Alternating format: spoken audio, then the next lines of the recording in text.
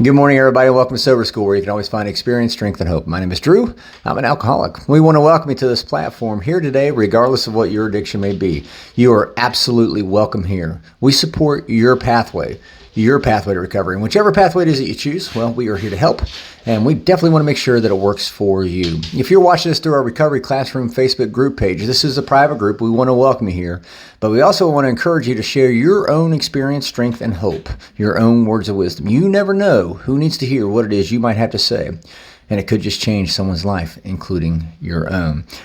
If you're local to the area tonight, I want to encourage you to come down and check out the Attitude Adjustment meeting at Bates Presbyterian Church, located on East Pea Ridge Road in Barbersville. It starts at 7 o'clock. I know me and some of my friends will be down there tonight, so it's always a great meeting. I never walk out of that meeting without something. So I want to encourage you to come on down and check it out. Today, I really want to talk about fulfilling our purpose. And what is our purpose? Our purpose is nothing more than to be of maximum service to our fellows. Now, that can be challenging, for sure. Absolutely challenging, especially whenever we, carrying on from yesterday's conversation, have to deal with assholes. First and foremost, I like to say this. I've met people who have acted like assholes, but I don't think I've met a whole lot of people who genuinely are assholes. So I want to put that out there. So there's a difference between acting like an asshole and genuinely being an asshole. And I alluded to this yesterday.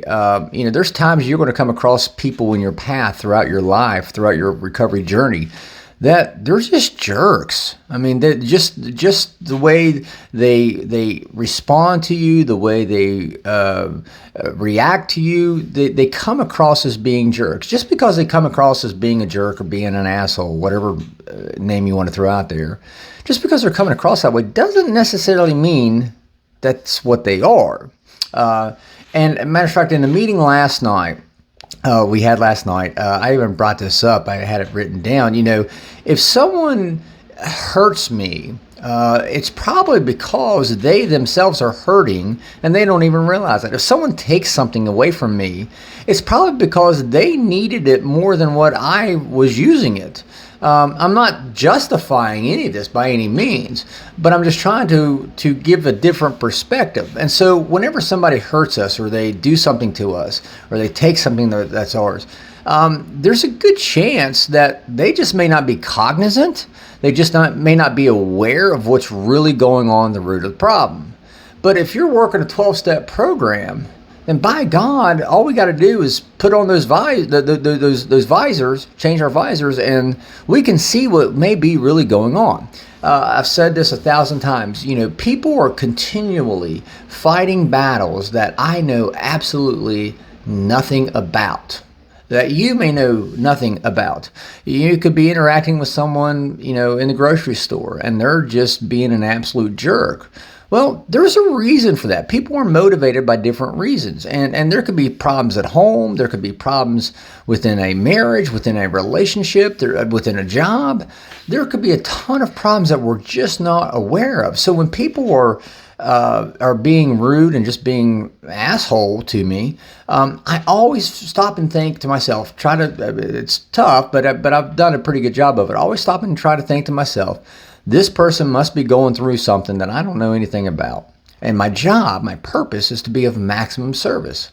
So even when somebody's rude to me, even when someone is being an asshole to me, the best thing I can do for both parties involved is to try to help that person, whether it be walking away. That can be helpful to somebody. Whether it be asking questions to find out, hey, is everything okay? What's going on? Is there something I don't know about that I can help you with? My job, my goal, my sole purpose for being is to be of maximum service to my fellows. And that's what I want to do, because you know what? That's what keeps me sober. While I'm thinking about it, and this is a great example, today is a rebirth day, and I want to wish this young lady a happy rebirth day. It's her 2 months. She picks up her 2-month chip today. And she is a walking, talking, living testament to what I'm trying to say here.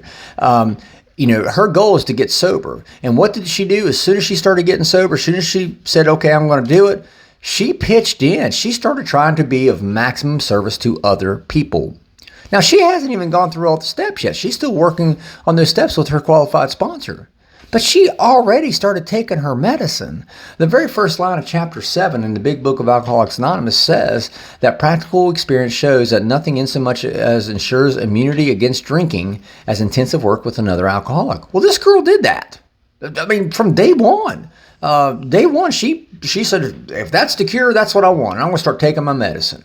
And like I said, she's 2 months in today, and for where she was at, I remember where she was at 2 months ago. I remember where her mental state was. I remember where she was at. She's not the same person. And I couldn't be any more proud and any more excited for her. But she's pitched right in because she realized her job is to be of maximum service. That's going to be her new purpose in life. That's been my new purpose in life. And even when people are assholes to me, even when people are frustrating and challenging towards me, I have to stop and remind myself there's probably something going on in their lives that I don't know anything about. And all I can do is pray for them. All I can do is try to help them. And again, let me reiterate, sometimes helping that person can be the best thing for them. Could be walking away and just disengaging. You're going to always run into people where there's going to be seems like some sort of confrontation, some sort of strife. Hopefully it's not too terribly often. It's not too terribly often for me. I'm a pretty easygoing guy. But there are people that I come across that, man, we just don't see eye to eye. That's okay. Well, I don't have to hate the person. Hopefully they don't hate me. If they do, they need to talk to their sponsor. But at the end of the day, my goal is to stay sober. And the way I stay sober is following that first line of chapter 7, just like this young lady I was talking about did. She pitched right in. I pitched right in. And I'm going to continue to do that. Sometimes it's tough. Sometimes it's challenging. But remember, this takes practice. This is something we have to practice each and every single day. So, with that being said, I will let you guys go. I hope you guys have an absolutely kick-ass Wednesday. Again, thank you guys for letting me come in and share 5 to 10 minutes of your day with you. You guys absolutely keep me sober, and I could not be more appreciative. And to our happy birthday, rebirthday girl, her 2-month chip today, hopefully I will see you tonight. Picking that chip up. So I know I've waited for this day. So I don't know who's more excited, you or me. So, but there's a bunch of us that have been waiting for this chip, you to pick up this chip. So again, I want to encourage you guys today. Just hang in there. You're going to have to deal with those assholes, but it's just we can't control what other people do, say, or think. We can only control how we respond. So with that being said, I'll let you guys go. Hope you guys have an absolute kick-ass Wednesday. Remember, guys, you can't get drunk if you don't take that first drink.